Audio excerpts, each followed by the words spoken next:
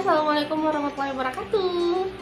Jadi di video kali ini aku pengen ngebahas tentang useless person.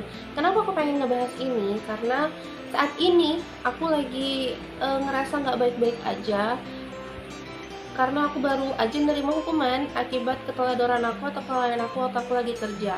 Nah sebenarnya aku emang orangnya tuh suka kayak menyepelekan sesuatu, menggampangkan sesuatu dan ngeremehin apapun yang aku lakuin karena aku ngerasa ya udah nanti juga bakalan selesai. Dan akhirnya aku tuh dapat hukuman karena ya menurut mereka atasan aku ya itu udah nggak boleh dilakuin lagi. Dan karena itu aku saat itu tuh ngerasa kayak business banget hidupnya. Tapi aku yakin gak cuman aku sendiri sih yang pernah merasakan hal ini. Aku yakin dari kalian juga pasti pernah merasakan hal ini dalam hidup kalian, di titik dimana kalian tuh ngerasa hidup kalian tuh gak ada gunanya.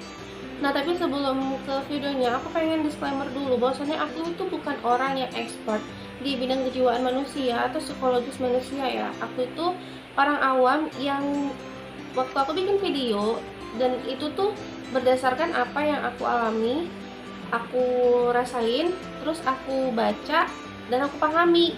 Oh ternyata tuh seperti ini. Jadi buat kalian yang mungkin merasa lebih ngerti, lebih paham, boleh kalian itu komen di kolom komentar tentang apa yang aku omongin. Mungkin kalian ngerasa ngaco nih orang, ngawur nih orang gitu. Kalian boleh nulis di kolom komentar tentang apa yang harus aku ubah, apa yang harus lebih aku dalamin dan aku pelajari, supaya akunya juga lebih tahu nih apa yang salah di aku.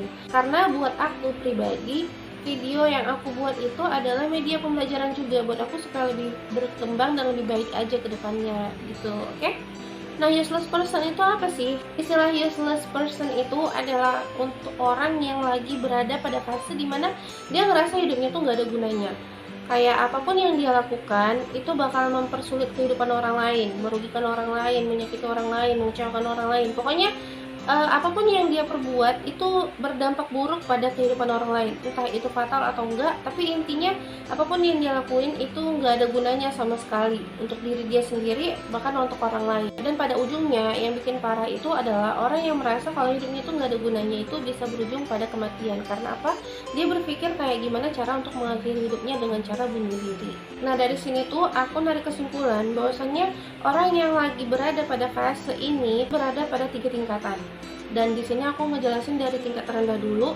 Jadi di tingkat terakhir itu adalah orang yang kalau misalnya dia merasa dirinya itu tidak berguna pada satu waktu karena kesalahan yang telah dia lakukan, orang tersebut membutuhkan waktu beberapa jam bahkan beberapa hari untuk memulihkan semangatnya dia lagi, kepercayaan dirinya dia lagi, dan kembali ngambil sisi positif dari apa yang sudah terjadi. Dan hal buruk yang terjadi itu masih dipercayai oleh dia untuk bisa diperbaiki dan bisa menjadi lebih baik di waktu yang akan datang. Nah untuk di tingkatan yang kedua, di mana mereka merasa kalau hidupnya itu memang gak berguna sama sekali, mereka memilih untuk menutup diri dan tidak berani melakukan hal-hal yang biasa mereka lakukan. Contohnya, misalnya mereka tuh awalnya tuh orang yang ceria, terus suka gabung-gabung lah ya, intinya tuh kehidupan sosial tuh rame gitu. Tapi tiba-tiba mereka tuh menutup diri dan nggak mau sama sekali diganggu sama lingkungannya dan memilih untuk sering menyendiri. Sebenarnya nggak semua orang yang suka menyendiri itu ya karena dia lagi nggak baik-baik aja, tapi ya ada juga beberapa orang yang emang suka melakukan segala sesuatunya itu sendiri. Dia lebih percaya bahwasannya melakukan hal sendiri itu lebih menyenangkan di hidupnya dia. Di sini tuh beda konteksnya. Orang yang awalnya itu ceria, terus tiba-tiba jadi murung dan nggak mau lagi gabung sama dan nggak mau melakukan hal yang biasa mereka lakukan. Nah orang yang seperti itu biasanya dia percaya kalau hal buruk yang terjadi itu murni karena kesalahannya dia atau karena kehadiran sosoknya dia. Contohnya aja ini ya, misalnya seorang anak yang ketika dia dewasa, dia tuh diberitahu bahwasannya ibunya meninggal itu saat melahirkan dia. Di sini pihak keluarga. Di sini keluarga sama lingkungan itu berpengaruh besar ya untuk membentuk pola pikirnya dia supaya dia ngerasa kalau hal yang sudah terjadi itu bukan karena kesalahannya dia, tapi ya karena memang itulah seharusnya dan memang sudah itulah yang menjadi takdir gitu. Tapi kalau misalnya lingkungannya atau keluarganya bakal menyalahkannya terus, ya dia pasti bakalan berubah jadi orang yang merasa bahwasannya hal yang sudah terjadi itu karena kehadiran sosoknya dia, dan dia akan merasa bersalah dan merasa tidak berguna selama hidupnya. Dan ini tuh dampaknya buruk juga ya, dia akan terpuruk dalam waktu yang cukup lama. Untuk tingkat yang terakhir, nah ini yang terparah menurut aku, dimana orang yang merasa kalau hidupnya itu nggak berguna sama sekali, dia itu berani untuk menyakiti dirinya, melakukan kekerasan pada dirinya sendiri karena dia merasa dia pantas mendapatkan itu. Dia nggak mendapatkan jalan keluar atas rasa bersalah atau rasa tidak berguna yang dia rasakan. Jadi, untuk orang yang berada pada tingkatan ini, biasanya mereka itu selalu berpikir gimana cara mengakhiri hidupnya. Contoh yang aku kasih di sini adalah, aku tuh dulu punya teman, dimana dia tuh pernah cerita sama aku kalau dari kecil dia itu selalu dibilangin anak pembawa sial sama orang tuanya. Jadi, kalau ada hal-hal kecil yang terjadi di keluarga dia, tapi itu tuh nggak baik lah ya. Misalnya mereka lagi dalam perjalanan menuju kemana gitu, terus tiba-tiba ban mobilnya bocor atau tiba-tiba mobilnya mogok. Si orang tua tadi langsung ngomong ke teman aku, ini tuh salahnya kamu yang buat ini tuh jadi kayak gini. Kalau nggak ada kamu nggak bakalan seperti ini. Hal buruk nggak akan terjadi kalau kamu tuh nggak ada. Kamu tuh anak pembawa sial. Nah, si orang tua selalu ngomong kayak gitu kepada teman aku. Jadi kebayangkan gimana mentalnya teman aku dari kecil sampai dia dewasa, dia selalu diperlakukan seperti itu sama orang tuanya. Tapi alhamdulillah syukurnya dia itu ketika dewasa dia ketemu sama lingkungan yang ngajarin dia bahwasannya dia itu hadir karena Tuhan yang menakdirkan dia untuk hidup. Pokoknya ketika dewasa sih alhamdulillahnya dia ketemu sama lingkungan yang membuat dia itu jadi lebih baik, sehingga dia nggak terus-terusan berpikir kalau hidup dia tuh nggak berguna. Tapi karena memang dari kecil dia itu sering kali di doktrin bahwasannya dia itu anak pembawa sial oleh orang tuanya, pada fase dia menuju remaja sampai pertengahan dia tuh menuju dewasa, gimana sih cara ngomongnya, pokoknya sebelum dia akhirnya ketemu sama lingkungan yang lebih baik, dia itu sering banget nyakitin dirinya sendiri, kayak kebiasaan minum pil, atau misalnya dia tuh sering kayak ngiris tangannya karena menurut dia dan dia percaya kalau dia tuh pantas untuk disakiti. Menyakiti diri dia sendiri itu adalah hukuman yang harus dia terima karena sudah hidup dan hadir di tengah-tengah lingkungannya saat itu. Kasian banget kan, tapi ya alhamdulillahnya sekarang sih udah berubah dan udah dapet kehidupan yang lebih baik. Nah, jadi perasaan bahwasannya kalau hidup kita itu nggak berguna itu kedengarannya kayaknya sepele gitu, tapi sebenarnya enggak. Itu bisa merembet kemana-mana menurut aku. Dan parahnya itu tadi kayak berujung menyakiti diri sendiri atau bahkan dia mencoba untuk bunuh diri seperti ceritanya teman aku tadi. Terus di sini aku juga sebagai orang awam, aku coba ngambil kesimpulan lah ya untuk cara menguranginya itu gimana. Setidaknya itu kita mengurangi perasaan bahwasannya kita tuh nggak ada gunanya dalam hidup. Nah, cara yang pertama adalah dengan cara menerima keadaan atau menerima kalau emang ada hal buruk yang terjadi, entah itu karena kesalahan kita atau bukan. Dan percaya kalau hal itu akan berubah seiring dengan waktu yang berlalu dan menjadi lebih baik. Emang gak mudah sih buat ngelakuin hal ini, dan emang gak mudah untuk mengubah pola pikir kita seperti ini. Tapi coba kenalin diri sendiri, gimana cara kita saat kita menghadapi masalah. Apakah kita lebih suka untuk merenung sendirian dulu, pengen tenang sendiri dulu, atau emang lebih suka kayak nangis terseduh-seduh gitu untuk meluapkan amarah, emosi, dan kekecewaan yang ada dalam diri kita.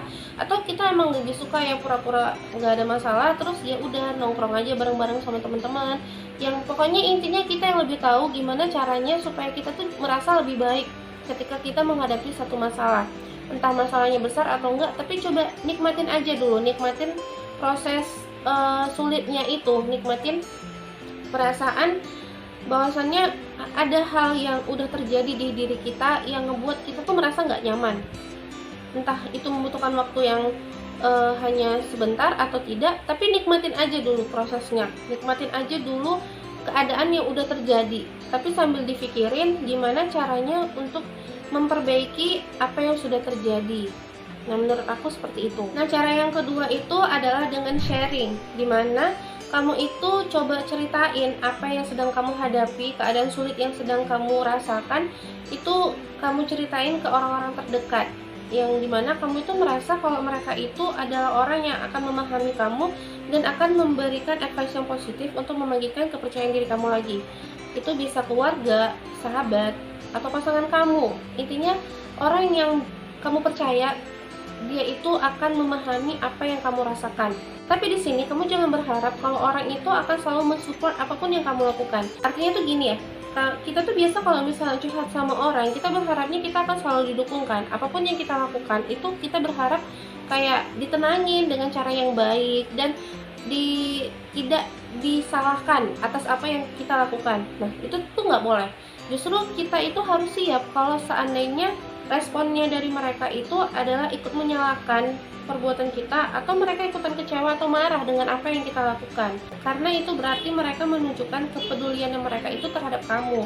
Jadi di sini tuh justru dampaknya bagus ya, karena kita akan merasa kalau ada orang yang tidak akan pernah lari gitu ya, dan orang yang akan tetap tinggal di sisi kita tanpa memperdulikan apapun yang terjadi dan apa yang sedang kita hadapi di hidupnya kita. Orang itu mungkin memang akan ikut kecewa, tapi dia akan kembali memberikan nasihat yang lebih baik. Mereka akan memberikan jalan keluar ke kita supaya kita itu bisa memperbaiki keadaan kita, atau kedepannya kita akan jadi pribadi yang lebih baik. Dan cara yang selanjutnya atau cara yang ketiga adalah kamu itu harus menghindari atau menjauhkan diri dari lingkungan-lingkungan yang membuat kamu semakin merasa terpuruk. Gini ya, kalau lingkungan itu selalu membuat mental kamu down tanpa memberikan advice atau jalan keluar supaya kamu merasa lebih baik, berarti lingkungan itu nggak baik buat kamu. Itu artinya. Jadi kalau misalnya udah sadar kamu itu selalu ngerasa semakin terpuruk dan merasa hidup kamu itu makin nggak berguna pada lingkungan tersebut, ya kamu harus menjauhinya gitu. Jangan pernah takut kalau kamu itu akan sendirian hanya karena kamu meninggalkan lingkungan yang tidak baik untuk kamu. Tuhan itu nggak tidur. Tuhan itu selalu menyediakan orang-orang, akan menggantikan orang-orang buruk menjadi orang yang lebih baik di kehidupan kita. Jadi kamu itu belajar pelan-pelan gimana cara keluar dari circle yang seperti itu. Kamu akan mendapatkan yang lebih baik kok dengan meninggalkan hal buruk di belakang kamu. Nah, cara yang terakhir menurut aku sebagai orang awam, gimana cara kita mengurangi perasaan bahwasannya hidup kita tuh nggak berguna, itu adalah dengan cara buat kalian yang misalnya tuh suka nonton YouTube, kalian boleh nonton video-video yang berbau motivasi atau dengerin podcast-podcast yang memberikan motivasi hidup. Terus buat kalian yang suka baca, kalian boleh baca-baca tentang cerita-cerita yang memotivasi hidup gitu. Karena dari sini kita itu sadar kalau kita tuh nggak sendirian. Kita sadar kita tuh punya temennya. Nah, waktu kita merasa kita tidak sendirian dan kita tuh merasa bahwasannya kita memiliki perasaan yang sama yang dirasakan oleh orang lain, entah kita kenal atau enggak dengan orang lain itu tuh semacam support system untuk membangkitkan kepercayaan diri kita. Coba deh kalau kalian nggak percaya. Tapi semuanya itu memang tergantung pada diri pribadi kita masing-masing. Seberapa besar masalah yang kita hadapi itu kita sendiri yang bisa ngukur dan kita sendiri yang bisa mencoba untuk memperbaikinya. Dan percayalah, seiring waktu yang berjalan, karena waktu itu kan akan terus berjalan, semuanya pasti akan lebih baik dan menjadi lebih baik lagi. Kita boleh sedih, kita boleh merenung, kita boleh nangis, kita boleh menyendiri, tapi coba pelan-pelan untuk bangkit dan pelan-pelan untuk merubah diri kita menjadi lebih baik lagi. Nah, jadi segini aja video kali ini. Semoga kalian itu suka dan video ini bermanfaat buat kalian. Jangan lupa untuk like video ini, subscribe channel YouTube aku, dan kalian boleh tulis di kolom komentar kalau kalian merasa ada yang perlu aku perbaiki dari cara omongan aku atau dari penjelasan-penjelasan yang aku berikan gitu maksudnya. Yaudah, segitu aja. Dadah, assalamualaikum warahmatullahi wabarakatuh.